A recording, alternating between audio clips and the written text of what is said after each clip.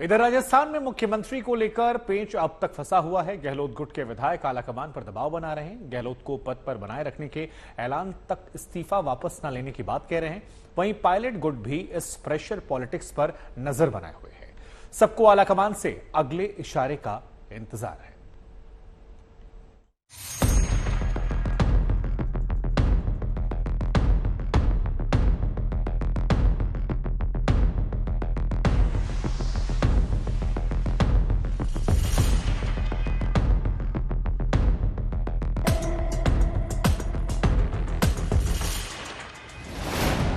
दिल्ली दरबार से अशोक गहलोत की घर वापसी होते ही बागी विधायकों ने फिर हाईकमान को चुनौती दे दी। गहलोत को मुख्यमंत्री पद पर बनाए रखने के ऐलान तक इस्तीफा वापस न लेने की धमकी दी। सूत्रों के मुताबिक अशोक गहलोत के समर्थक विधायकों ने यह फैसला किया है कि जब तक आलाकमान दिल्ली से अशोक गहलोत के मुख्यमंत्री बने रहने का ऐलान नहीं करता, वो अपना इस्तीफा वापस नहीं लेंगे। मामला सुलझ जाने तक अपनी मांग पर अड़े रहेंगे। सरकार के कार्यकाल का आखिरी बजट मुख्यमंत्री अशोक गहलोत ही पेश करेंगे। सर देखिए, एक बात आप मानकर चलिए, इन सब बातों पर अब विराम लग गया, क्योंकि हमारे लीडर जो संगठन महासचिव है वेणुगोपाल जी ने कह दिया कि हम इस तरह की पॉलिटिकल बयानबाजी तो नहीं करते, लेकिन इतना तय है कि आज यदि चीफ मिनिस्टर ने ये सब बातें कही है तो हम सब, सरकार अपना काम कर रही है, मिनिस्टर्स, मैं खुद मिनिस्टर हूँ, एमएलए अपना काम कर रहे हैं, अपने अपने क्षेत्र में अपना काम कर रहे हैं, और पार्टी प्लेटफॉर्म पे हमारे जो भी चलता है, अब उन बातों पर डिस्कस बंद हो गया है। दरअसल पिछले कुछ दिनों में हुए हाई वोल्टेज सियासी ड्रामे के बाद माना जा रहा है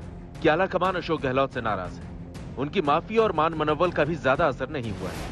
आने वाले दिनों में उनकी कुर्सी को खतरा हो सकता है, लिहाजा एक बार फिर सियासी फील्डिंग शुरू हो गई। हालांकि तमाम अटकलों के बीच गहलोत मुख्यमंत्री पद पर बने रहने का भरोसा जता रहे हैं। राज्य में अगला बजट खुद पेश करने की बात कह रहे हैं।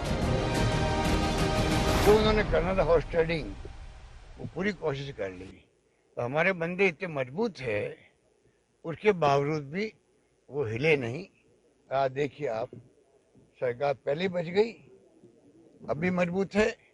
5 साल हम पूरे करेंगे और मैंने कहा छात्रों युवाओं के लिए बजट प्रस्तुत करेंगे। बीते दिनों दिल्ली में अशोक गहलोत और सचिन पायलट ने सोनिया गांधी से अलग अलग मुलाकात की थी। इस दौरान पार्टी अध्यक्ष से राजस्थान में हुए घटनाक्रम पर चर्चा की थी। मुलाकात के बाद अशोक गहलोत ने राजस्थान में हुए घटनाक्रम पर माफी तक मांगी थी। आलाकमान का हर आदेश मानने का भरोसा दिलाया था। मैं चाहूंगा जो हाईकमान मुझे कहेगी, जो जिम्मेदारी देगी वो मैं निभाऊंगा। जिम्मेदारी देकर निभाऊंगा। ये बात मैं 10 दिन पहले कह चुका हूँ आप लोगों को। आज मैं उस पर कायम हूँ। मेरे लिए आज पद इम्पोर्टेंट नहीं, मेरे लिए पद इम्पोर्टेंट ये है, देश के अंदर एक प्रतिपक्ष होना जरूरी है जो मजबूत हो। जो भी घटनाक्रम हुआ राजस्थान के जयपुर के अंदर, उस पर विस्तार से हमने चर्चा करी है और मैं मानता हूं कि जो मेरे सेंटिमेंट्स थे, जो मेरी भावनाएं थी, जो मेरा फीडबैक था, वो मैंने बहुत इत्मीनान से कांग्रेस अध्यक्ष सोनिया गांधी जी को बताया है। और हम सब यही चाहते हैं कि हम इसी तरह मेहनत कर 2023 का विधानसभा चुनाव जीतें। उसके लिए हमको मिलकर काम करना पड़ेगा और राजस्थान के संदर्भ में जो भी निर्णय या जो भी डिसीजन लेना है वो कांग्रेस पार्टी लेंगी। लेकिन अशोक गहलोत के राजस्थान लौटते ही उनके समर्थकों ने रुख सख्त कर लिया है और अपने अल्टीमेटम से आलाकमान को सीधा संदेश दिया है। यानी ये बात तो साफ है कि राजस्थान का रण इतनी आसानी से थमने वाला नहीं। जल्द इस विवाद पर कोई हल निकलने वाला नहीं। यही वजह है कि खुलकर पायलट का विरोध करने वाले नेता भी अब सधी जुबान में अपनी बात कह रहे हैं, किसी पर सीधे हमले से बच रहे हैं। तो सीएम साहब ने सोनिया जी को अधिकार दे दिया, सोनिया जी जो करेगी जो होगा।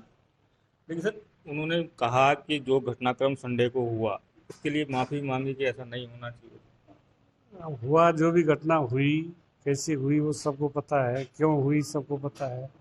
और अब मुख्यमंत्री जी ने सोनिया जी को कन्विंस कर दिया, जो घटना हुई उसके लिए उन्होंने खेद व्यक्त कर लिया और सोनिया जी को अधिकार दे दिया कौन सीएम होगा।